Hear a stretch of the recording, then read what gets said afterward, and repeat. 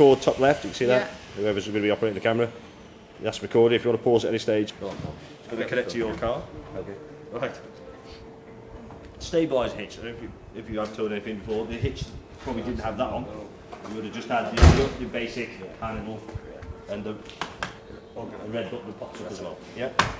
Okay. What the stabiliser hitch is there for is to, as it says, stabilise the caravan. It won't cut out all the movement. It's just there to slow that movement down. So obviously it stops pitching and yawing, or just stop it. It slows it down. Okay. So if you load the van incorrectly, as in you've got a big space under that bed at the back of the van, you start piling lots of heavy stuff in there, the tendency of the van is going to want to do that.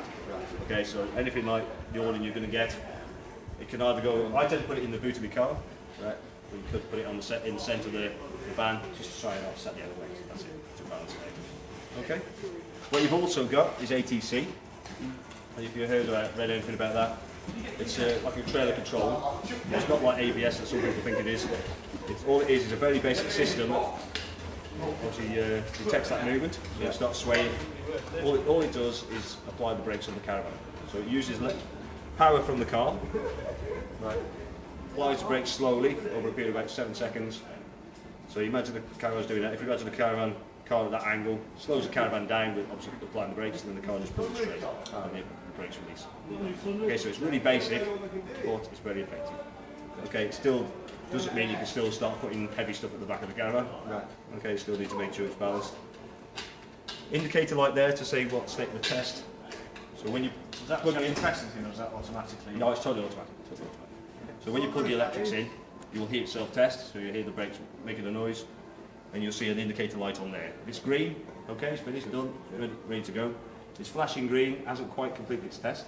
But normally, if we're running from here to the gate, up at say 100 yards. It will complete its test and go solid green. If it goes red, obviously problem. You can disconnect the electrics, plug it back in again, so reset it. If it resets, obviously okay. If it's still red, the likelihood is obviously still a problem. Obviously, what you can do is just see if the caravan will move. Right. If it moves, the brakes haven't been applied, and you may be able to still tow it, but the system won't be working. But you still need to obviously get it checked out. If it's flashing red, likelihood it has applied the brakes. Okay, so again, see if it will reset. And what you can do is move that. If it moves, obviously the brakes haven't been in. If it doesn't move, okay, so the same as if you just got the red light. Okay? Yeah. So I think you just hitch this up and it's just literally... Yeah, so the ball up in there. I'll show you that when we connect to the car anyway, but obviously that pops up there, that will obviously make sure that handle's down. I'll show you all that anyway. Okay. Breakaway cable. Yeah, that wraps round, doesn't it, somewhere? Yeah, so just circle. It hooks back on itself. Such that's it, to stop, obviously to stop it coming off of it. What it's called the breakaway cable is caravan and car come apart, as it comes off, and then what it does is pulls the handbrake on and then snaps the cable off. So the caravan and car are separate. Okay. So as long as you connected it correctly, it will do that. No, we'll do all that after. Yeah, we'll show you all that after. Obviously jockey wheel, jockey wheel clamp, obviously handbrake. Okay, so have you read anything about levelling caravans and things like that? Or? No, I haven't, to be honest. I'm completely... Should we have done? Yes. You don't just come into things blindly. Right, but obviously I will tell you. Okay, so you imagine you just reverse it onto your pitch. Yeah. Okay, the first thing you need to do is make sure that the caravan is level. Okay, so to level it side to side, you're going to need your car to do that. Okay, it's going to need the chance of you being able to push this up onto blocks or up onto ramps is your Superman or one of these big bodybuilders. Right, so what you'll probably need is either some blocks of wood, or you can get these plastic ramps. We've got some chocks. Yeah. So if it is not level, then you're going to need to lift the side that's lowest. Yeah. Okay. Obviously, a spirit level will be useful. Yeah, I've got one of those. Yeah, that's good. So check it. If it's level, then obviously handbrake on, take it off the car, move the car out of the way, and then lower it down on the jockey wheel, level it front to back. Okay. Yeah. If you do need to, obviously side by side, then you're going to need the car, as I said, to pull it up the ramp or to reverse it up the ramp. It's probably easy to pull it up if you can. The reversing doesn't like it because it tends to apply the brake and you're pushing back on that. Okay. After that, so level it again using your spirit level on the front to back, like you just wind your jockey wheel up or down. Okay. Once you've done that, then you can put the legs down. The steadies in the corner. As you say, the steadies, they're not there to lift the caravan. they're not there to lift the caravan. They're not a jacking system. No, no, it's literally just. So they're just there to stop it bouncing around when you walk inside. Okay. Okay, so I'll see inside here you've got your winder handle, so that Yeah. winds your legs up or down. I've got a drill myself. Yeah, you Makes see life a them. lot easier. Yeah, we've seen them on the Yeah. site. So if you've got a cordless drill, Yeah, I would recommend getting one of them. Because if you were doing that by hand, with that handle there, I'd have all the other three done and sitting in there before you'd even finish doing it. That's the difference. You say- Especially if it's raining. Yeah. You don't want to be out here longer than you need to be. Okay? Yep. The other thing is, obviously, as I said, it's not there for lifting, so wind it down so it just touches the floor, do all four. Then what I tend to do is that. If it's still got that bit of movement, obviously it just needs that a bit more pressure on. Okay?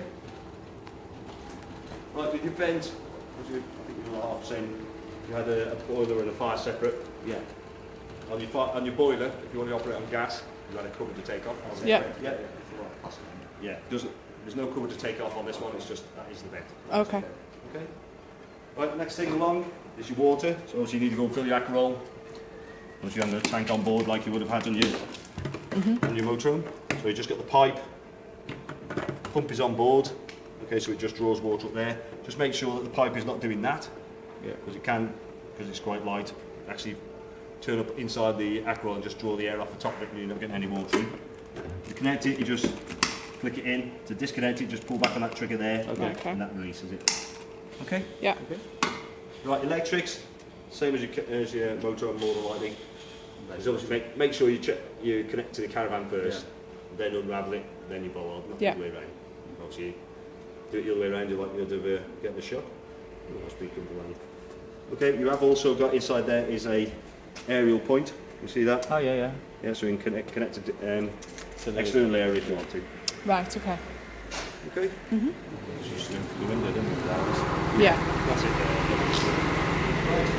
First water outlet, is that there? So obviously you've got a tank now, where you've got a portable tank, or the Wastemaster. Yeah. You've got the pipes, you just slot into that, pipe into your Wastemaster. Right. Normally you'll find when your Akerol is empty, That's that full. one's full, so if you're going to fill that, you're going to need to empty that as well. Yeah. Okay. Toilet? Yeah. Oh, yeah. We know about that, Yeah, but we don't know exactly. about the top bit. You don't know the topic, you probably had the flush coming off your actual water system. Yeah. This one. This is just a reservoir to flush your tank. Flush your toilet, sorry. A reservoir tank to flush your toilet. So you have a pink chemical in that, normally a small amount of pink chemical top of the water. The only time you know it's full is when you can see it through that hole. Right. The only time you know it's empty is when you flush it and nothing coming out. Right, okay. Okay. Okay. Is there any particular portion, or is it literally? Yeah, it just probably tells you on the On the bottom. bottom. Yeah, I Okay. tend to put about so much in. Okay. Yeah. Just lost track where I was going there. You can travel with some in there, but I wouldn't fill it all the way up. Right. Okay, because it does slosh out inside, even though it's only a nice smelling pink chemical. You don't want that all over the No. bathroom floor. Okay. Cassette, is that something similar to your Yeah. previous one? So you're Same. happy how that works? Yeah. Yeah, just Yeah. lift the Yeah, handle so up and pull that. Lifts that, pull that, yeah. Yeah. As long as the wastegate's shut, obviously. Yeah, yeah. Yeah. Yeah. No, we've Just had under that. here, obviously with anything with water in is obviously dangerous in the winter if it freezes. Yeah. You've got a little drain pipe, that's for your flush tank. All right. Oh, Okay. okay. So what you can do is flush it out, Yeah. okay, flush it using the flushing system, Yeah. electric flush. Just drain the last little bit with that. Yeah. Right. Because you could be there all day waiting for that to drain out for that little point. Okay. Yeah. Okay? Yeah, because we used to do that with the water pump. We had to, although you pump it out, we then had to Really pump it out. to make sure you got it you all do out. not, you do not want water in. I think we've been quite lucky the last couple of years. It hasn't really Yeah, frozen that bad. But No. a few years previous to that, there were fairly severe winters. Okay, obviously, as I said before, you've got a huge amount of storage under there. So But just what be would you careful what actually put in there, though? Anything light and bulky, really. Right. When you're on site, it doesn't matter what you put in there. Yeah. But just be careful, make sure it's balanced. If you've got a nose weight gauge, probably useful to make sure that you haven't got, you've got a decent amount of weight on the front of your So would you van. recommend a nose weight? I would, yeah. I tend to use it only probably when I first get my van, or the first couple of times I go away with my van. Once I know where I'm storing things, You know what's you know what, where you're going to put yeah. things. Yeah. But what you can also use is bathroom scales with like a broom scale. Oh yeah. There is ways of doing it like that as well. So you might not want to say purchase a nose weight. It's obviously up to Nice. you. Obviously they're more accurate, but Yeah. it gives you a rough gauge. Okay. What should the nose weight be, or is that in the manual? Yeah, it should be anywhere. I think they say it's a certain percentage of the actual weight. 7%, I think, of the actual weight of the van. Right. Right. Okay. But then again, you've still got to be careful because you've got a certain amount of weight that your tow bar will take as well. Yeah. Yeah. So it will take anything Yeah. in comparison. Well, in comparison. You checked, I think, and then. Yeah. That's it, yeah. Right, this is very important. I've got my torque spanner next to your wheel. Okay, it's very important that you check the wheel nuts regularly. Okay, if you've got a torque spanner, obviously all the better. It is You've got one of them. 130 newton meters, so it is in your handbook. It should set it down here as well. So in the smaller item there, 130 newton meters. It also says steel, but obviously you've got alloys, so make sure you get the correct one. I will check them before you go. Obviously, it's just that risk. You don't want the wheels coming off. So these are alloys. Yes. Right. Okay. Okay. Okay. Yeah. Right. What Do you've they, also- do they come loose then? Do they or? They have, people have, they have come loose in the past, yes. Yeah. Yeah, there's been a few occasions where wheels have come off. It doesn't necessarily mean they're coming off loose themselves. Also, it could be that someone may have been fiddling trying to get your wheels off and you've disturbed them and you don't, right, you're not aware of that. And you start driving down the road. There's only got 2 wheels. Yeah. One less is not very good. Okay.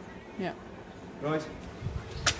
240 outlet, so you can put anything you want. Yeah. Plug in electric into your warning. Yeah. Barbecue. And barbecue plug there as well. Yeah. Then what we've got in here, obviously apart from storage, obviously drop vent, you're aware of them. Make Yeah. sure you are not blocking them. That's where gas, if gas does escape inside the van, it always goes to the lowest point, which is out through that point there. Okay. Okay, that is your alarm box. Okay, it does run off your leisure battery. Okay. It's also got its own battery as well. So if the leisure battery is flat, or someone's disconnected it, or you disconnected it, it has got its own battery inside there, which will got at least a standby of 2 or 3 months. We also do the solar, the solar panel. The as solar well. panel will keep your battery charged. Right. Okay. Which will then in Yeah, turn charge that. That's it. Okay. As long as you've got that battery in. Yeah. Yeah. As I said, it has got its own battery. It will recharge it if you plug when you plug 240 in. Anyway. Okay. Okay. Yeah. Next thing is your keys. Sorry.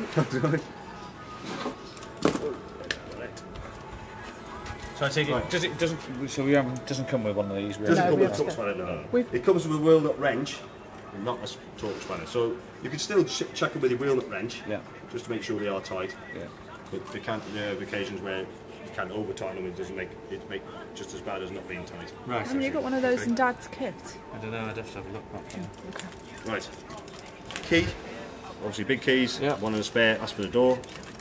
Little keys. There for the rest of the doors left for the lockers. Yeah. Okay. Okay. Yeah. Alarm fob. Yeah. So we've got torch as the end of it. This is the top button. Second button down is what you set the alarm. Okay. 1 beep on. 2 beeps off. You see the Yeah. side markers also light up at the same time. Also awning. Awning light is the 3rd button down. Okay. Okay, you can switch it on there. You can switch it on manually, which is a switch just through the door. But you can't switch it on and off with the fob if you switch it on manually. Right. Right, Okay. Okay? Kind of a variety. That's it. Okay. Yeah. Yeah. No, it's at 30. I paused it. I paused it because it's at 30. recording now. Oh, is it?